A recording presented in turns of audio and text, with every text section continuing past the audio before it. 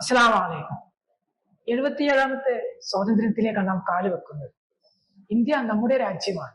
നാം അത് പലപ്പോഴായി സ്കൂളുകളിൽ മനോഹരമായി പ്രതിജ്ഞ ചൊല്ലിയവരാണ്. അഭിമാനത്തോടെ സംസാരിക്കുന്നവരും പറയുന്നവരുമാണ്. ഈ ഒരു സ്വാതന്ത്ര്യാഘോഷത്തിൽ നമുക്ക് നമ്മുടെ രാജ്യസ്നേഹത്തെക്കുറിച്ചും രാജ്യത്തെക്കുറിച്ചും അല്പകാര്യങ്ങൾ ചർച്ച ചെയ്യാം. നമുക്ക് ആരംഭിക്കാമെന്ന് തോന്നുന്നു. അതെ അതെ, ഇൻഷാല്ലാ നമ്മുടെ 77ാമത്തെ സ്വാതന്ത്ര്യദിനാഘോഷത്തിലേക്കാണ് നമ്മൾ കാലെടുത്ത് വെക്കുന്നത്. അപ്പോ നമ്മളെ വീക്ഷിച്ചുകൊണ്ടിരിക്കുന്ന മുഴുവൻ ആളുകൾക്കും ഹൃദ്യമായ സ്വാതന്ത്ര്യ ദിനാശംസകൾ. തീർച്ചയായിട്ടും ഇന്ത്യ എന്ന് പറയുന്നത് അത് ലോകത്തെ തന്നെ ഏറ്റവും വലിയ ഒരു ജനാധിപത്യ രാജ്യമാണ്. അതിൽ അഭിമാനിക്കുന്നവരാണ് നമ്മൾ.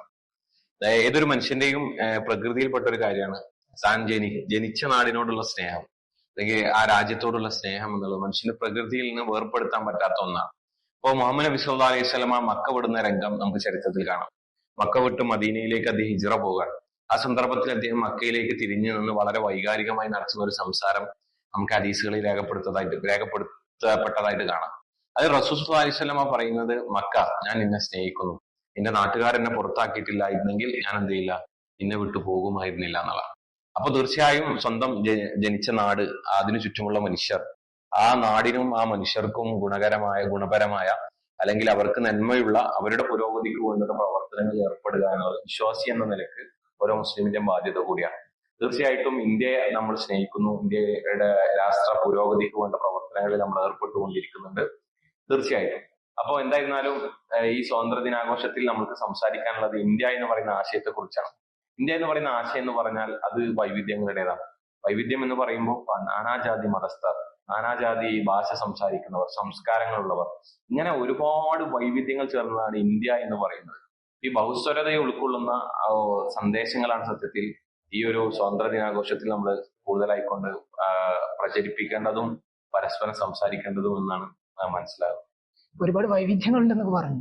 ചില വൈവിധ്യങ്ങൾ ഇപ്പൊ തകർക്കാൻ ഒരുപാട് വർഗീയ ശക്തിയുടെ ശ്രമം നടക്കുന്നില്ലേ? തീർച്ചയായിട്ടും അത് ഒരു പ്രധാനപ്പെട്ട കാര്യമാണ്. നമ്മൾ സ്വാതന്ത്ര്യ ദിനാഘോഷത്തിൽ സംസാരിക്കേണ്ട ഒരു വിഷയങ്ങളിൽ ഒന്ന് ഈ പറയുന്ന ഇന്ത്യ എന്ന് പറയുന്ന ആശയത്തെ തകർക്കുന്ന രൂപത്തിലുള്ള പ്രവർത്തനങ്ങളും അതുപോലെ തന്നെ ലക്ഷ്യങ്ങളും പ്രഖ്യാപിക്കപ്പെട്ടിട്ടുള്ള പ്രസ്ഥാനങ്ങളും സംഘങ്ങളും നമ്മുടെ ഇന്ത്യയിൽ നിലകൊള്ളുന്നുണ്ട്.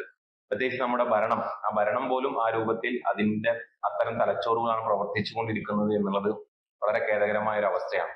അപ്പൊ നമ്മൾ പറയുന്ന ഈ ബഹുസ്വരത, ഈ ജനാധിപത്യ മൂല്യങ്ങൾ, ഇവയൊക്കെ നശിപ്പിക്കപ്പെടുകയും ഈ നമ്മുടെ ഭരണഘടനാ സ്ഥാപനങ്ങൾ, നമ്മുടെ ഏറ്റവും അവസാനത്തെ ഏറ്റവും പ്രതീക്ഷയും അതുപോലെ തന്നെ നമ്മൾക്ക് അഭയം നൽകുമെന്ന് നമ്മൾ പ്രതീക്ഷിക്കുന്ന ഭരണഘടനാ സ്ഥാപനങ്ങൾ, ആ സ്ഥാപനങ്ങൾ പോലും ഇത്തരത്തിൽ വർഗീയ ശക്തികൾക്ക് കീഴ്പ്പെടുന്നു എന്നുള്ളത് ഒരു വർത്തമാനകാല ഇന്ത്യയില് നമ്മളെ ആശങ്കപ്പെടുത്തുന്ന ഒരു സാഹചര്യം തീർച്ചയായിട്ടും നിലവിലുണ്ട്. അപ്പൊ നമ്മെ സംബന്ധിച്ചിടത്തോളം ഇത്തരം വർഗീയ ശക്തികളെ തുരത്തുക, അവരുടെ ആശയങ്ങളെ ചെറുത്തു തോൽപ്പിക്കുക എന്നുള്ളത് വളരെ പ്രധാനപ്പെട്ടതാണ്. കാരണം നമ്മൾ സ്വാതന്ത്ര്യം എന്ന് സംസാരിക്കുമ്പോഴും ഈ സ്വാതന്ത്ര്യ ദിനത്തിൽ നമ്മൾ ഈ ബ്രിട്ടീഷുകാരിൽ നിന്ന് സ്വാതന്ത്ര്യം നേടുന്നു. ഒരു 150 വർഷത്തെ സ്ട്രഗിളുകൾ അതിന്റെ പിന്നിലുണ്ട്. അതിനു വേണ്ടി നമ്മൾ രക്തം നൽകിയിട്ടുണ്ട്, ജീവൻ നൽകിയിട്ടുണ്ട്, എല്ലാം വലിയ ത്യാഗങ്ങൾ അതിന് പിന്നിലുണ്ട്. ആ സ്വാതന്ത്ര്യ സമര സേനാനികൾ നമ്മൾ ഓർക്കണം. അവരെ സംബന്ധിച്ചിടത്തോളം അവരെ കുറിച്ചുള്ള സ്മരണ നമ്മുടെ മനസ്സുകളിൽ ഉണ്ടാകണം. പക്ഷെ അതേസമയം നമ്മൾ മനസ്സിലാക്കേണ്ടത്, ഈ സ്വാതന്ത്ര്യം നമ്മൾ നേടിയെടുത്തത് ഒരു പ്രത്യേക മതവിഭാഗക്കാരനായിക്കൊണ്ട് മാത്രമല്ല. പല മതവിഭാഗക്കാരും, പല സംസ്കാരമുള്ളവരും, പല ഭാഷയുള്ളവരും, നമ്മളെല്ലാവരും ഇന്ത്യ എന്നുള്ള ഒരു ആശയത്തിന് വേണ്ടി ഒരുമിച്ച് നിന്നാണ് ഈ സ്വാതന്ത്ര്യം ബ്രിട്ടീഷുകാരിൽ നിന്ന് നേടിയത് എന്നുള്ളതാണ്. അപ്പൊ നമ്മെ സംബന്ധിച്ചിടത്തോളം ആ ഒരു ബഹുസ്വരതയെ, ഇന്ത്യ എന്ന് പറയുന്ന ആശയത്തെ തകർക്കുന്ന, അതാണ് സത്യത്തിൽ സംഭവിച്ചുകൊണ്ടിരിക്കുന്നത്. അതിനെ ഇല്ലാതാക്കാനുള്ള ശ്രമങ്ങൾ ഉണ്ടാകുമ്പോൾ അതിനെതിരെ ജാഗരൂകരാകുക, അതിനെ പ്രതിരോധിക്കുക, അതിനെതിരെ സംസാരിക്കുക, ഇതൊക്കെ വളരെ പ്രധാനപ്പെട്ട ഒരു സംഗതിയായിട്ട് നമ്മൾ ഈ ഒരു സ്വാതന്ത്ര്യ ദിനത്തിൽ തിരിച്ചറിയേണ്ടതായി നമ്മൾ ഉൾക്കൊള്ളണം. അതാണ് അതില് നമ്മൾക്ക് സൂചിപ്പിക്കാനുള്ളത്. ഇതെല്ലാം മതസ്ഥരെ ഉൾപ്പെട്ടിട്ടെന്ന് പറഞ്ഞു. ഇതിൽ മുസ്ലിങ്ങൾക്കെതിരെയുള്ള വെറുപ്പ് വ്യാപകമായിട്ട് പ്രചരിപ്പിച്ചുകൊണ്ടിരിക്കുകയാണ്. അത് തീർച്ചയായിട്ടും ഉണ്ട്. അത് ഈ ഒരു മുസ്ലിം അപരവൽക്കരണം, ഇസ്ലാമോഫോബിയ ഇന്ത്യയിലൊരു യാഥാർത്ഥ്യമാണ്, എല്ലാവർക്കും അറിയുന്ന കാര്യമാണ്. ഹിജാബുമായി ബന്ധപ്പെട്ടാകട്ടെ, അവസാനം വഖഫുമായി ബന്ധപ്പെട്ട വിഷയം പോലും നമ്മൾ കണ്ടതാണ്. അതിനെ മുസ്ലിങ്ങളെ അരക്ഷിതപ്പെടുത്താനുള്ള, പ്രയാസപ്പെടുത്താൻ വേണ്ടിയിട്ട് കേന്ദ്ര നിയമം കൊണ്ടുവരുന്ന വഖഫുമായി ബന്ധപ്പെട്ട് അതിനെ അധീനപ്പെടുത്താനുള്ള ശ്രമമാണ്. പക്ഷെ അതിന് നമുക്കൊരു പോസിറ്റീവ് ആയിട്ടുള്ള വലിയൊരു എലമെന്റ് ഉണ്ട്. അത് പ്രതിപക്ഷ കക്ഷികൾ ഒറ്റക്കെട്ടായിട്ട് അതിനെ എതിർത്തു എന്നുള്ളതാണ്, അതിശക്തമായിട്ട് എതിർത്തു എന്നുള്ളതാണ്. അപ്പൊ അത് നമ്മൾക്കൊരു ശുഭപ്രതീക്ഷ നൽകുന്ന ഒന്നാണ്. അതുപോലെ തന്നെ ഹിജാബ് ബാനുമായി ബന്ധപ്പെട്ട് മുംബൈയിലെ കേസുമായി ബന്ധപ്പെട്ട് കോടതി പുറപ്പെടുവിച്ച വിധി എന്നുള്ളത് അത് നമ്മൾക്ക് പ്രതീക്ഷ നൽകുന്നതാണ്. അപ്പൊ സത്യത്തിൽ മതന്യൂനപക്ഷങ്ങൾ വേട്ടയാടപ്പെടുന്നു എന്നുള്ളത് എല്ലാവർക്കും അറിയുന്ന കാര്യമാണ്. ഇപ്പൊ മണിപ്പൂരില് അതുപോലെ തന്നെ അവിടെ ഉണ്ടായ കലാപങ്ങളിലൊക്കെ നമ്മൾ കണ്ടതാണ്. ഇവിടുത്തെ പല മതന്യൂനപക്ഷങ്ങൾക്ക് നേരെയും ഹിന്ദുത്വ ഫാസിസ്റ്റ് ശക്തികൾ അക്രമം അഴിച്ചുവിടുകയും കലാപങ്ങൾ ഉണ്ടാക്കുകയും ഇവിടെയുള്ള ഇതുവരെ നിലനിന്നിരുന്ന ഹിന്ദു മുസ്ലിം ഐക്യത്തെയും അല്ലെങ്കിൽ മറ്റ് സമൂഹങ്ങൾ തമ്മിലുണ്ടായിരുന്ന ഐക്യത്തെയും തകർക്കാനുള്ള പണികൾ നിരന്തരം എടുത്തുകൊണ്ടിരിക്കുന്നു എന്നുള്ളതാണ്. അപ്പൊ അത് തീർച്ചയായിട്ടും അത് സംഭവിക്കും. കാരണം എന്താണെന്ന് വെച്ചാൽ RSS എന്ന് പറയുന്ന ഈ സംഘടന, ഈ വർഗീയ സംഘടനയെ സംബന്ധിച്ചിടത്തോളം മുസ്ലിം ഉന്മൂലനം എന്നുള്ളത് അവരുടെ അടിസ്ഥാന ആശയമാണ്. അത് അവരുടെ പ്രഖ്യാപിത ലക്ഷ്യമാണ്, അജണ്ടയാണ്. അപ്പോ അതിനുള്ള പണികൾ അവർ എടുത്തുകൊണ്ടിരിക്കും. അപ്പൊ നമ്മുടെ ഭരണകൂടം നയിക്കപ്പെടുന്നത് അത്തരം തലച്ചോറുകൾ കൊണ്ടാണ്. സ്വാഭാവികമായും അവരുടെ നയങ്ങളും നിയമനിർമ്മാണങ്ങളും CA NRC ഒക്കെ നമ്മൾ കണ്ടതാണ്. അപ്പൊ അതൊക്കെ ആ രൂപത്തിൽ തന്നെ ഉണ്ടാകും എന്നുള്ളതാണ് നമ്മൾ മനസ്സിലാക്കേണ്ട ഒരു സംഗതി. ഇപ്പൊ ഈ തെരഞ്ഞെടുപ്പ് നമ്മൾക്ക് വലിയ പ്രതീക്ഷയായിരുന്നു. പക്ഷെ നമ്മൾ മനസ്സിലാക്കേണ്ടത് ഈ പോരാട്ടം അവസാനിക്കുന്നില്ല എന്നുള്ളതാണ് നമ്മളുടെ ഒരു പ്രധാനപ്പെട്ട ഒരു സംഗതി. ഈ പോരാട്ടം നമ്മൾ തുടർന്നുകൊണ്ടേയിരിക്കണം എന്നുള്ളതാണ് അതുമായി ബന്ധപ്പെട്ട് സൂചിപ്പിക്കാൻ. അതിൽ അവസാനം ഫാദ് ചോദിച്ച പ്രതിരോധം എങ്ങനെ എന്നുള്ളതാണ്. പ്രതിരോധത്തിന് പ്രധാന കാര്യം എന്താണെന്ന് വെച്ചാൽ നമ്മളെ മുസ്ലിങ്ങളോടൊപ്പം ഇങ്ങനെ നിരന്തരം ആക്രോശിക്കുന്നത് ഇത് നിങ്ങളുടെ രാജ്യം, നിങ്ങൾ പാകിസ്ഥാനിലേക്ക് പോകും എന്നിങ്ങനെ അലറി വിളിച്ചുകൊണ്ടിരിക്കുകയാണ്. പിന്നെ എന്തെങ്കിലും എല്ലാ രൂപത്തിലും മുസ്ലിങ്ങളുടെ രാജ്യസ്നേഹം ഇങ്ങനെ ചോദ്യം ചെയ്തുകൊണ്ടിരിക്കുക, മുസ്ലിങ്ങളിൽ ഒരു അപകർഷത ഉണ്ടാക്കിയെടുക്കുക, ഇതിനുള്ള പരിശ്രമങ്ങൾ നിരന്തരം ഉണ്ടാകുന്നുണ്ട്. ഈ സ്വാതന്ത്ര്യ ദിനത്തിൽ നമ്മൾക്ക് ഉണ്ടാകേണ്ട വലിയൊരു ചിന്ത തന്നെ ഈ സ്വാതന്ത്ര്യം നേടിയെടുക്കുന്ന മുസ്ലിങ്ങൾക്ക് തീർച്ചയായിട്ടും അവരുടേതായ വലിയൊരു പങ്കുണ്ട്.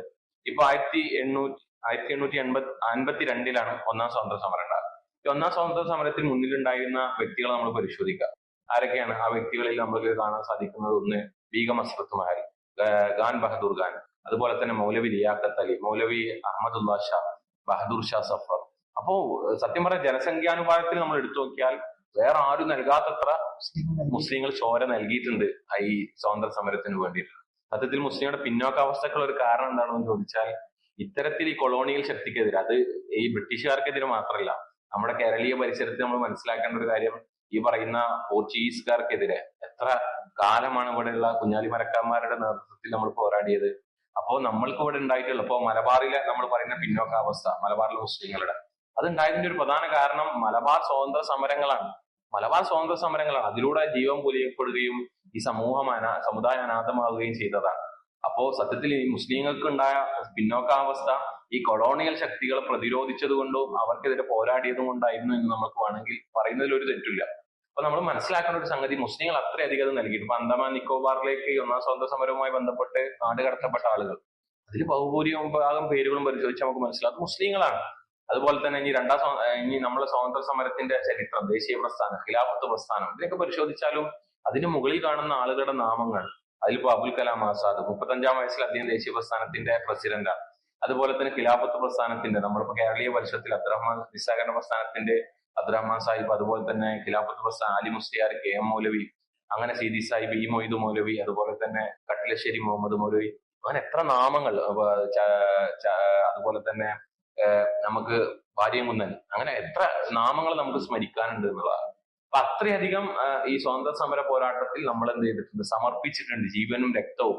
അങ്ങനെ ഒരുപാട് നാമങ്ങളെ ദേശീയ തലത്തിലും അതുപോലെ തന്നെ നമ്മുടെ പ്രാദേശിക തലത്തിലും നമ്മൾക്ക് ഓരോരുത്തർക്കും സ്മരിക്കാനുണ്ട്. അപ്പൊ നമ്മളെ സംബന്ധിച്ചിടത്തോളം ഈ സ്വാതന്ത്ര്യത്തിൽ ഒരു പങ്കുമില്ലാത്ത ആളുകൾ ആരാണ്? അത് RSS ആണ്. RSS സംബന്ധിച്ചിടത്തോളം ബ്രിട്ടീഷുകാരെ അനുകൂലിക്കുകയും ഈ മുസ്ലിങ്ങളെ ഒരു പ്രഖ്യാപിത ശത്രുവായി കാണുകയും കമ്മ്യൂണിസ്റ്റുകാരെയും പ്രഖ്യാപിത ശത്രുവായി കാണുകയും അവരെ ഉന്മൂലനം ആഗ്രഹിക്കുകയും ചെയ്തവരാണ്.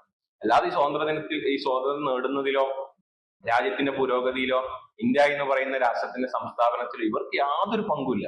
അത്രയും ആളുകളുടെ ദർബാറിൽ പോയി നമ്മുടെ രാജ്യസ്നേഹം തെളിയിക്കേണ്ട ഒരു ആവശ്യം ഇവിടുത്തെ അങ്ങനത്തെ ഒരു ഗതികളൊന്നും ഇവിടുത്തെ മുസ്ലിങ്ങൾക്കില്ല. അത് ചരിത്രത്തിൽ ഇവിടെ ഉണ്ട്. ആ ചരിത്രം നിങ്ങൾ തമസ്കരിക്കാൻ ശ്രമിച്ചോളൂ, പക്ഷെ ഒരിക്കലും സാധ്യമല്ല. നിങ്ങൾ NCERT പുസ്തകത്തിൽ നിന്ന് വെട്ടിക്കളയുന്നു, അതുപോലെ തന്നെ നീക്കം ചെയ്യുന്നു, ചരിത്രത്തെ വികൃതമാക്കി അവതരിപ്പിക്കാനുള്ള ശ്രമങ്ങൾ ഉണ്ടാകുന്നു. അതൊന്നും വിലപ്പോകുന്ന കാര്യങ്ങളല്ല. അപ്പൊ നമ്മളെ സംബന്ധിച്ചിടത്തോളം പ്രതിരോധം എന്നുള്ളത് നമ്മുടെ ചരിത്രത്തിലേക്ക് നമ്മൾ തിരികെ പോയി ആ ചരിത്രം പഠിക്കുക എന്നുള്ളതാണ്. അത് നമ്മൾ പറയുക എന്നുള്ളത് കൂടിയാണ് നമ്മളെ സംബന്ധിച്ചിടത്തോളം ഉള്ളത്. ഈ രാജ്യം അത് ആരുടെയും പിതൃസ്വത്വമല്ല, അത് എല്ലാവരുടേതാണ്. അതിലെ എല്ലാവരുടെ രക്തവും അല്ലെങ്കിൽ എല്ലാവരുടെ ത്യാഗവും അതിലുണ്ടായിട്ടുണ്ട്. അപ്പൊ നമ്മള് സംസാരത്തിന്റെ ഒരു എൻഡിങ് എനിക്ക് തോന്നുന്നു, രാജ്യം നമ്മുടേതാണ്, ഇന്ത്യ നമ്മുടേതാണ്. ആ നമ്മുടേതാണ് എന്ന ബഹുസ്വരതയും ആ വൈവിധ്യങ്ങളെ ചേർത്തെത്തിക്കലും ആയി മുന്നോട്ട് പോകണം.